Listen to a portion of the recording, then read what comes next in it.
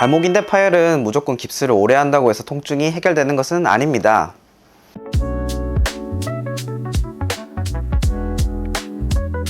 안녕하세요. 여러분의 연세무창나은 관절센터 최기용 원장입니다.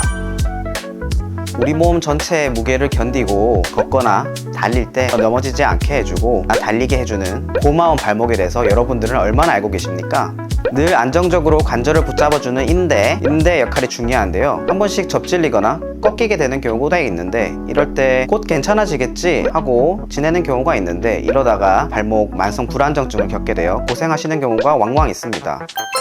여름철에는 배드민턴, 테니스, 그리고 여러분들이 좋아하시는 농구, 축구와 같은 야외 활동 운동을 많이 하게 되시는데요. 급성으로 운동하다가 발목을 삐끗하게 되는 경우가 많습니다. 삐끗했을 때는 뭔가 우두둑 끊어지는 느낌이나 빠지는 느낌이 든다고 하시는 분도 계신데요. 실제로 살짝 삐끗했다면 이런 느낌이 드는 것은 아닙니다. 발목이 어느 각도 이상으로 돌아가거나 평지를 걸을 때, 혹은 오르막길, 내리막길, 체중을 실을 때, 스포츠 활동을 할 때 상황에 따라 다르겠지만 대부분 발목이 아프게 되어 병원을 찾게 되는 경우가 많습니다. 병원으로 내원하시면 붓기도 있고 통증도 있기 때문에 여기저기 눌러보고 손상 부위도 확인하고, 다음으로는 엑스레이, 상황에 따라서는 초음파 등 검사를 통해서 골절 그리고 인대 손상 여부를 확인하게 됩니다. 발목에는 인대 그리고 힘줄 여러가지 구조물들이 많기 때문에 구석구석 꼼꼼히 진찰하고 확인하여야 정확한 손상을 진단할 수 있고 치료 계획을 수립할 수 있게 됩니다.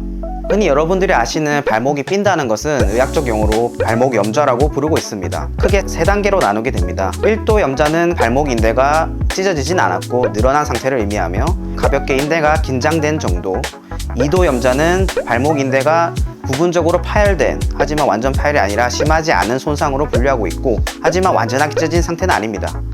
3도 염좌의 경우에는 발목 인대가 완전 파열된 경우를 지칭하고 있습니다. 발목 염좌는 손상 정도에 따라 다르겠지만, 우선 초기에는 약물 치료, 기부스 치료, 냉각 치료, 주사 치료, 충격파 치료, 도수 치료 등 보존적 치료를 한 뒤에 재활 치료를 하게 됩니다. 손상된 환자의 10명 중에 8명 정도는 이런 보존적 치료로 좋은 효과를 보이고 있습니다. 하지만 10명 중에 2명 정도는 발목이 만성적으로 삐끗거리거나 불안정 증상을 겪게 되는 만성 발목 불안정증을 겪게 됩니다. 이렇게 발목 만성 불안정증이 유발된 환자들은 수술적 치료를 고려하게 되는 경우가 있습니다. 손상된 발목에 만성적으로 불안정증, 즉 평지를 걷거나 혹은 울퉁불퉁하면 운동을 할 때 발목을 자꾸 삐끗거리거나 1년에 수차례 혹은 수년에 걸쳐서 자주 삐끗거리는 증상으로 불편함을 겪게 되는 경우, 혹은 발목 속에 통증을 겪게 되는 경우 등의 불편한 증상이 지속된다면 수술이 필요하게 될 수 있습니다. 발목이 자꾸 삐끗거리는 경우에는 발목 안의 뼈들이 자꾸 부딪히게 돼서 연골이 손상될 수 있습니다.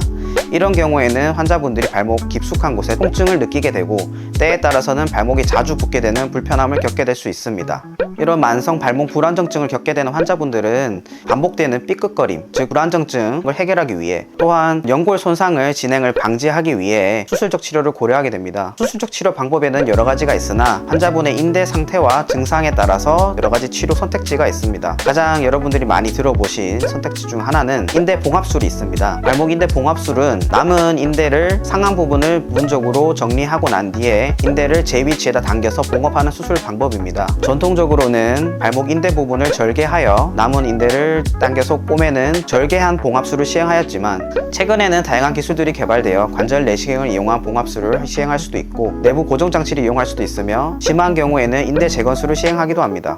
관절 내시경을 이용한 봉합술의 장점은 5mm 정도의 최소 절개를 시행하는 장점이 있고, 빠른 회복이 가장 좋은 장점입니다. 하지만 환자분의 남은 인대 조직이 좋지 않을 경우에는 봉합술이 어려울 경우가 있고, 그럴 경우에는 내부 고정 장치를 이용해서 고정하는 수술 방법을 시행하고 있고, 또한 이전에 수술을 여러 번 시행했거나 재파열이 된 경우에 남은 조직이 방리하기 어렵거나 활용하기 어려운 경우에는 인대를 재건하는 수술을 고려해야 될 수 있습니다. 입원 기간은 환자의 상태에 따라 다르겠지만 보통 2박 3일 정도이며, 수술 후에 환자분 발목 상태를 확인한 후에 적어도 수술하고 하루나 이틀 뒤에 퇴원하는 것을 권장드리고 있습니다. 이후에는 외래 진료를 통해서 재활치료 등을 시행하면서 발목의 회복을 도모해드리고 있습니다. 이번 영상에는 발목 인대 파열에 대해서 알아봤습니다. 여러분에게 유익한 정보가 되었길 바라며, 저는 연세무책나은병원의 최기용 원장입니다.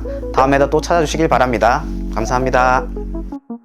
구독과 좋아요 꾹꾹 눌러주세요. 감사합니다.